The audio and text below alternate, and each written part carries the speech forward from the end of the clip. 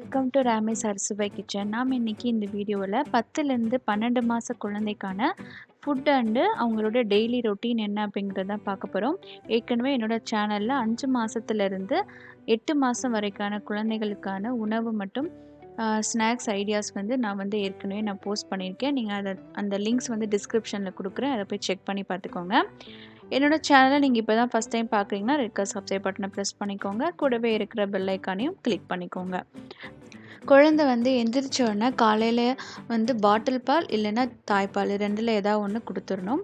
அப்புறம் நம்ம பிரேக்ஃபாஸ்ட் பார்க்கலாம். பிரேக்ஃபாஸ்ட் இந்த ஸ்டேஜில் நீங்கள் இட்லி, தோசை, கிச்சடி, வீட் தோசை, வீட் உப்புமா, ரவா உப்புமா, இடியாப்பம் இந்த மாதிரி ரெசிபீஸ் நல்ல சாலிடாக இருக்க ரெசிபீஸ் கொடுக்கலாம்.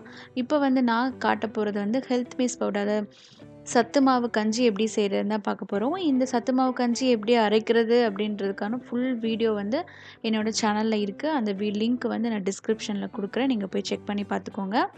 நம்ம காலையில் இதை நான் கொடுக்க போகிறேன். இதில் நான் 2 டீஸ்பூன் அளவுக்கு சத்து மாவு பவுடர், ஒரு அரை டீஸ்பூன் அளவுக்கு நல்ல நாட்டு வெல்லம் சேர்த்துக்கிறேன். இந்த வெல்லத்தில் கல்லெல்லாம் எதுவும் கிடையாது. ஸோ அதனால் அப்படியே சேர்த்துக்கிறேன்.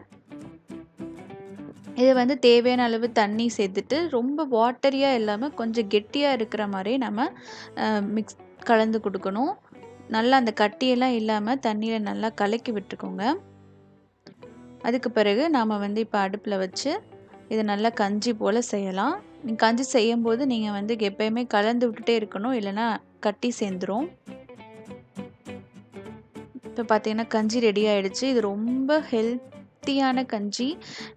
ஒரு நாளைக்கு ஒரு தடவையாவது இந்த கஞ்சியை நீங்கள் செஞ்சு கொடுத்துருங்க. ஏன்னா இதில் எல்லா விதமான மில்லட்ஸ், பருப்பு, பாதாம், எல்லா விதமான நியூட்ரிஷன்ஸ், நட்ஸு எல்லாமே இருக்குது. ஸோ கண்டிப்பாக இந்த கஞ்சி ஒரு நாளைக்கு ஒரு தடவை செஞ்சு கொடுத்துருங்க. அதுக்கு பிறகு பார்க்க போகிறது நம்ம மிட் மார்னிங் ஸ்நாக்ஸ் பார்க்கலாம். ஸ்நாக்ஸ்க்கு நீங்கள் ஃப்ரூட்ஸ் கொடுக்கலாம். Apple, banana, watermelon, papaya, blueberry, avocado இந்த மாதிரி ஃப்ரூட்ஸ்லாம் கொடுக்கலாம். நான் இன்றைக்கி ஜூஸ் கொடுக்க போகிறேன். நீங்கள் என்ன வேணால் பனானா கூட கட் பண்ணி கொடுங்க, இல்லைனா ஆப்பிள் பியூரி பண்ணி கொடுங்க.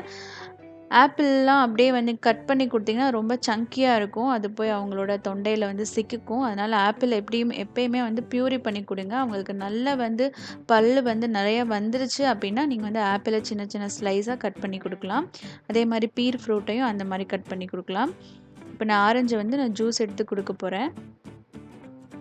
இதை நல்லா பிழிஞ்சிட்டு வடிகட்டிட்டு நம்ம பாட்டிலோ எதில் குடிக்கிறாங்களோ, இல்லை சிப்பி கப்லேயோ, இல்லை பாட்டில் இல்லைனா கிளாஸ் எதில் அவங்க குடிக்கிறாங்களோ அதில் ஊற்றி கொடுத்துக்கலாம். நம்ம அடுத்து பார்க்க போகிறது பார்த்திங்கன்னா லஞ்சுக்கு வெஜிடபிள்ஸ் கண்டிப்பாக சேர்த்துக்கணும். நான் எல்லா விதமான வெஜிடபிள்ஸும் சேர்த்துக்கலாம். கேரட், பீன்ஸு, கீரை, எல்லா விதமான வெஜிடபிள்ஸ் சேர்த்துருக்கலாம். இந்த வெஜிடபிள்ஸ் ரைஸ் ரெசிபீஸ் கூட நான் போட்டிருக்கேன். அதோட லிங்க்கும் நான் டிஸ்கிரிப்ஷனில் கொடுக்குறேன். நீங்கள் போய் செக் பண்ணி பாருங்கள். ஒரு 7 varieties of food, baby food நான் போஸ்ட் பண்ணியிருக்கேன். இப்போ நான் செய்ய போகிறது பார்த்திங்கன்னா ஒரு பிசிபேலாபாத் அந்த மாதிரி ஒரு சாம்பார் சாதம் எல்லாமே சேர்த்து ஒரு சாம்பார் சாதம் மாதிரி செய்ய போகிறேன். இதுக்கு துவரம் பருப்பு, அரிசி ஏற்கனவே ஊற வச்சாச்சு. அது கூட ஒரு சின்ன பீஸ் தக்காளி, ஒரு பூண்டு, 2 சின்ன வெங்காயம், அப்புறம் கொஞ்சோண்டு பீன்ஸு, கொஞ்சம் கேரட், தேவையான அளவு உப்பு சேர்த்துக்கலாம்.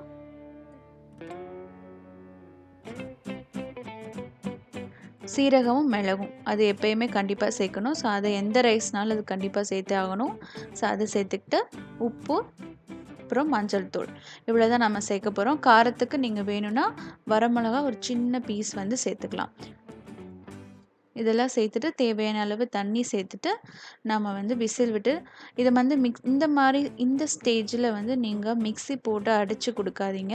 நல்லா ஒன்று ரைஸ் 1 2 இருந்தாலும் பிரச்சனை இல்லை. ஏன்னா அவங்களுக்கு 1 வயசு கிட்ட ஆகும்போது. ஸோ ரொம்ப பியூரியாக நல்லா மசிச்சு கொடுக்கணும்னு அவசியம் இல்லை. அவங்களே சூ பண்ணி சாப்பிட்டுப்பாங்க. நெய் கண்டிப்பாக அவசியம். ஸோ நெய் சேர்த்து கலந்து கொடுங்க. இப்போ நான் வேக வச்சு எடுத்துட்டேன். இது நல்லா ஓரளவு 1 2 நான் மசிய போகிறேன், மசிஞ்சு தரப்போகிறேன். இந்த மாதிரி இந்த ஷேப்பில் இருந்தால் போதும். அடுத்து குழந்தை தூங்கி எந்திரிச்சோன்னே நம்ம ஸ்நாக்ஸ் கொடுக்கலாம். ஸ்நாக்ஸ்க்கு நீங்கள் பிஸ்கட் இல்லைன்னா பொட்டேட்டோ எது வேணால் கொடுக்கலாம். இப்போ நான் பொட்டேட்டோ தரப்போகிறேன். பொட்டேட்டோ நல்லா பாயில் பண்ணிவிட்டு இந்த மாதிரி ஃப்ரெஞ்ச் ஃப்ரை ஷேப்பில் நான் கட் பண்ணி வச்சுருக்கேன். ஏன்னா அவங்க ஈஸியாக அதை பிடிச்சு சாப்பிட்டுப்பாங்க. அந்த உருளைக்கிழங்கு வந்து நல்லா வந்து மசியணும், அவங்க கடிக்கிற அளவுக்கு நல்லா மசியணும். இந்த மாதிரி டெக்ஸ்சரில் கொடுக்கலாம். இல்லைன்னா நீங்கள் அப்புறம் ப்ரக்கோலி இதே மாதிரி வேக வச்சு கொடுக்கலாம், பாயில்டு எக்கு கொடுக்கலாம், இல்லை எக்கு பொடி மாஸ், இந்த மாதிரி நிறைய விதமான ஸ்நாக்ஸ் இருக்குது. இல்லைன்னா பிஸ்கட்டை கொடுக்கலாம், பிஸ்கட்டில் மில்கில் ஊற வச்சு கொடுக்கலாம். இப்போ வந்து இந்த குழந்தைகளுக்கான எக்கு எப்படி கொடுக்குறது அப்படிங்கிறத பார்த்துடலாம். எக்குக்கு பார்த்தீங்கன்னா நான் ஒரு எக்கு, கொஞ்சோண்டு உப்பு, கொஞ்சோண்டு மிளகுத்தூள் போட்டிருக்கேன். நீங்கள் நல்ல சுத்தமான மாட்டுப்பால் கிடைச்சா மாட்டுப்பால் சேர்த்துக்கோங்க. இல்லைன்னா என்கிட்ட அந்த மாதிரி சுத்தமான மாட்டுப்பால் இல்லை, நான் வந்து இங்கே இருக்கிறது வந்து பேஸ்டரைஸ்டு மில்க் தான் இருக்குது. ஸோ அதனால் நான் கொஞ்சோண்டு தண்ணி சேர்த்துக்கிறேன். தண்ணி எதுக்குன்னா நல்லா வந்து அந்த எக்கு வந்து ஃப்ளஃபியாக இருக்கும். நீங்கள் வந்து மில்க்கு கூட சேர்த்துக்கலாம். ஸோ மில்க்கு இல்லைன்னா தண்ணி ரெண்டில் ஏதாவது ஒன்று சேர்த்துட்டு நல்லா வந்து பீட் பண்ணிவிட்டு தனியாக எடுத்து வச்சுக்கோங்க. இப்போ ஒரு கடாயில் நம்ம வந்து கொஞ்சோண்டு பட்டர் சேர்த்துக்கிறேன். நீங்கள் கீ சேர்த்துக்கலாம், இல்லைன்னா நார்மல் ஆயில் கூட சேர்த்துக்கலாம். பட்டர் நல்லா சூடான பிறகு நல்லா பீட் பண்ணி வச்சுருக்கிற எக்கை சேர்த்துக்கிறேன்.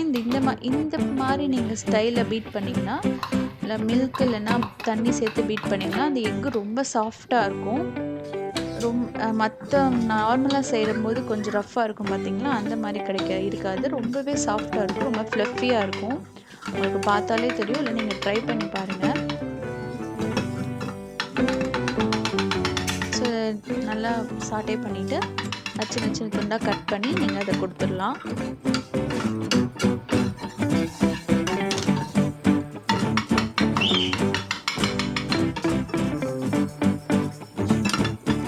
பார்த்திங்கன்னா எக்கு வந்து ரெடி ஆயிடுச்சு. நீங்கள் பிஸ்கட், பொட்டேட்டோ, ப்ரக்கோலி, கேரட் எல்லாமே நீங்கள் பாயில் பண்ணி கொடுக்கலாம். அடுத்த டின்னர் ரெசிபிக்கு நீங்கள் மத்தியானம் கொடுத்ததோ இல்லை காலையில் கொடுத்த இட்லி, தோசை இதையே நீங்கள் கொடுத்துக்கலாம். இல்லைன்னா வந்து சத்து மாவு கஞ்சி கூட கொடுத்துக்கலாம். இந்த வீடியோ உங்களுக்கு யூஸ்ஃபுல்லாக இருந்தால் சேனலை மறக்காமல் சப்ஸ்கிரைப் பண்ணிக்கோங்க. லைக் பண்ணுங்கள், கமெண்ட் பண்ணுங்கள், ஷேர் பண்ணுங்கள். தேங்க்யூ.